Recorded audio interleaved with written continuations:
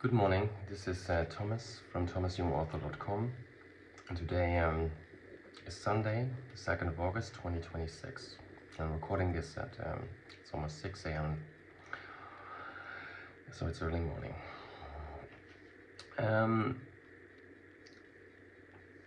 Before I start talking about today's subject, I want to say something about the level of support I'm receiving at the moment, because I can feel that there are a lot of people praying for me, and I can tell because whenever the gang stalkers pull a little stunt, it doesn't affect me as much as it used to. As I get emotional, but the emotions of fear and this kind of stuff, they are not as intense as they used to, and that's a very good thing, because I've seemed to have lost a lot of fear, and I know that's because people are praying for me. Because you see, the gang stalking network, a couple of weeks ago I met in the supermarket two gay guys who looked like construction workers, and we stood at the cash register, and then they stared at me like this.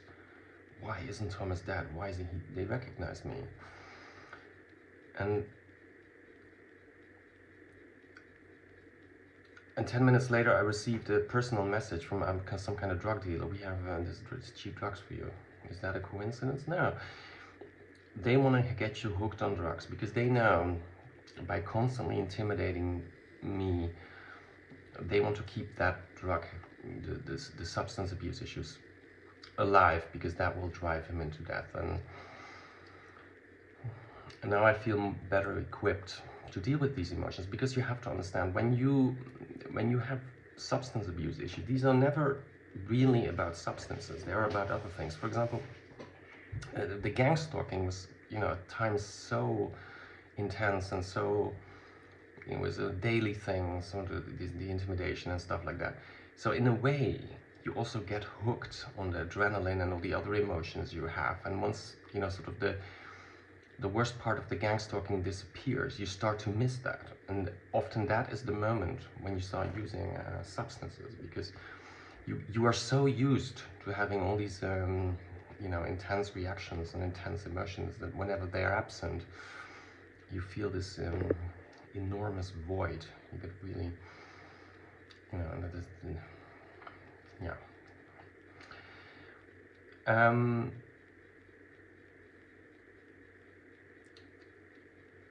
And what I also noticed about these two guys at the supermarket, they were a couple, you could tell. But what you could also tell was there was this, and that is a lot with couples like this, gay couples like this. There's this fucked up power dynamic going on. The one controls the other, and that you could see here.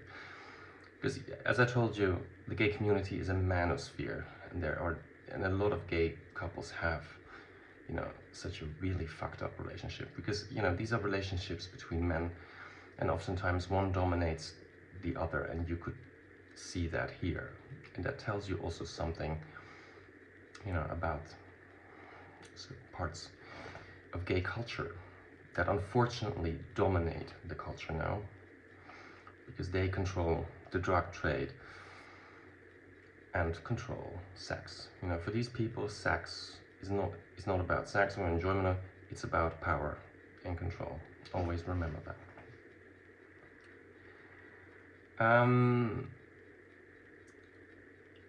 Today I want to talk a little bit to you about the Piggy network. And you see, the Piggy network has always been there, even when I was young. And when I was about, how old was I? 23. My first boyfriend died, and the circumstances around his death were really strange. And I'm going to talk to you a little bit about that today. I'm going to show you a picture of him first. It's a really nice picture of him. I can show it up. This is him. This is what he looked like when we met, when we were about, 17 years old. And over the span of 5 years, we had this sort of, on and off relationship. We had a very problematic relationship, so there were times when we saw each other, and then there were times when we didn't see each other, and it was a very intense relationship. But we were very fond of each other, and I miss him a lot, so I still do.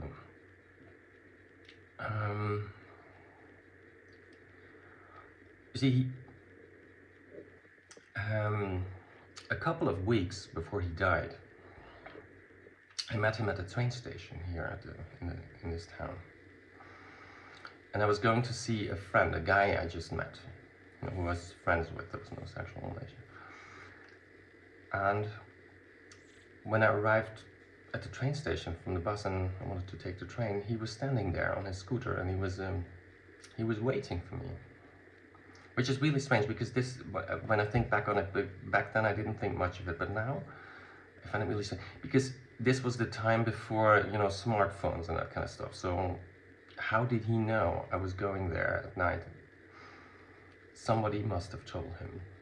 Somebody knew that I was going to see that friend and told him. And he was waiting for me there. Because what he was trying to do, he was trying to, we had a fight and we hadn't seen each other for weeks, and he was trying to reconcile. He wanted to get, back together. And that was, and in a strange way, he didn't seem much like himself anymore. But that was also the first time I said no to him. I said, no, we're not going to do this anymore. We're not going to, have a relationship like this anymore. And while I was walking away from him, okay, we didn't have a fight or anything.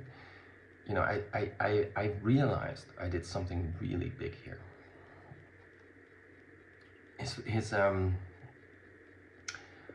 And I think just a couple of days later, shortly after, he got really, aggressive. And he went back living with his parents, and he got really aggressive with his mother, which was very much unlike him.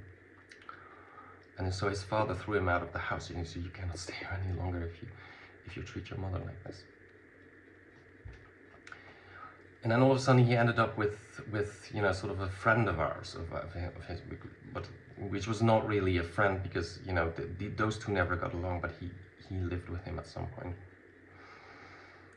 And shortly before he died, he left a couple of minutes before he died. He left 2 voicemail messages. In the first message, he was babbling about having found God and all that kind of stuff. And then in the second voicemail message, I still have them, he said he was basically professing his love for me. And hang up. And because I was sleeping, I didn't pick up the phone.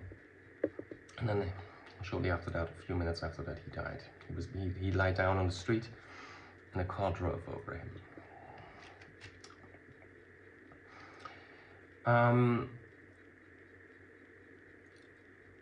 There's so many things to say about that, but after his death, that friend of ours where he lived was very busy smearing him and smearing me.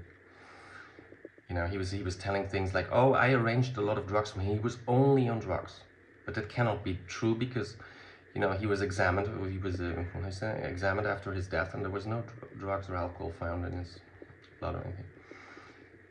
But that guy was also talking a lot about me, because we had such a bad relationship, that I drove him into suicide, basically. Which his death was not a suicide. It was never registered by the police as a suicide. It was no suicide. But I also now think it was no accident. Because that friend of ours was very busy convincing a lot of people of that. And shortly after his death, that's where I also landed in the Tom and Berto house. Where at some point after I passed out, I found myself surrounded by naked men or men with the pants off, old men, giving me the silent treatment. Nobody talked to me, and Tom and Berto were constantly gone. It was a really strange experience. I mean, it was not that I was scared, but it was really spooky. And I had similar experiences later in life here in this area. where people would invite me and then give me this silent treatment, ignore me, or try to pimp me out to their disgusting boyfriend, stuff like, to us you're nothing more than a prostitute. That was also the message back then. You know, and I'm starting to think that the Piggy network around Tom and Berto had something to do with my first boyfriend's death. Because you see, one of the guys there at one of the piggies that were surrounding me after I woke up at Tom and Berto's house was a guy I knew from the Gay and Lesbian Association. He's always there, he was always drunk. He's an older man, back then he was in his 50s, I guess. And I also found some footage of the Gay and Lesbian Association here. And from, I don't know, 10, 15 years ago. And then his partner, or whatever, they live together. And they're very close to Tom and Berto, by the way. He was talking about, you know, we need a place in this town where the homosexuals can be themselves. And, you know, these are exactly the kind of people who always convince you that being a homosexual, it means that is something you are. It's not just something you do. No, that's something you are.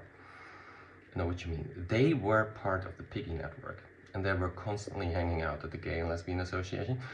Because that other guy, his partner, was always drunk, and he really liked me, and I think he really liked me, and he wasn't trying to get me into the Piggy network, but because it wasn't easy. But these people, Tom and Berto, and they know everything about me, and they know also about my background, and that I would be perfect, you know, for stuff like prostitution and stuff like that. So they were trying to lure me into that world. I mean, they are part of a certain system, you see. And throughout my life, I've been telling you how Tom and Berto tried to intimidate me, harass me. They're part of the gang stalking in order to get me either dead or become a prostitute for them, or I don't know exactly how all of this works, but it is really dark.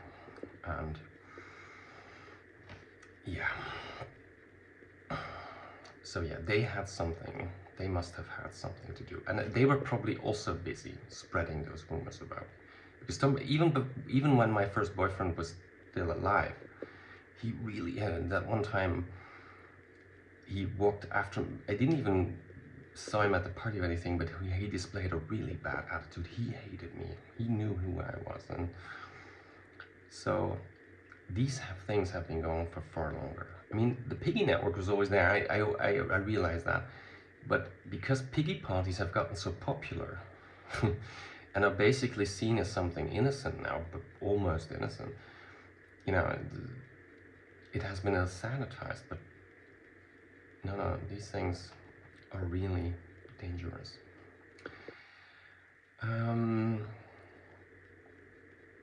So yeah, and that's what I wanted to tell you today on this Sunday. This is not a nice subject, but you see, also family members and also my ex-boyfriend were implicated somehow in that network. I mean, they're not big fish, but I know they were involved in this. And that makes it also so scary, because you see, it's not just a matter of trusting anybody or anything else, but I mean, what am I supposed to do with that?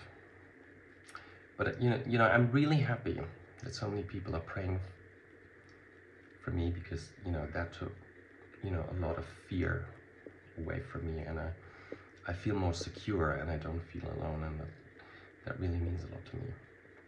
Thank you. Have a good Sunday. Bye bye.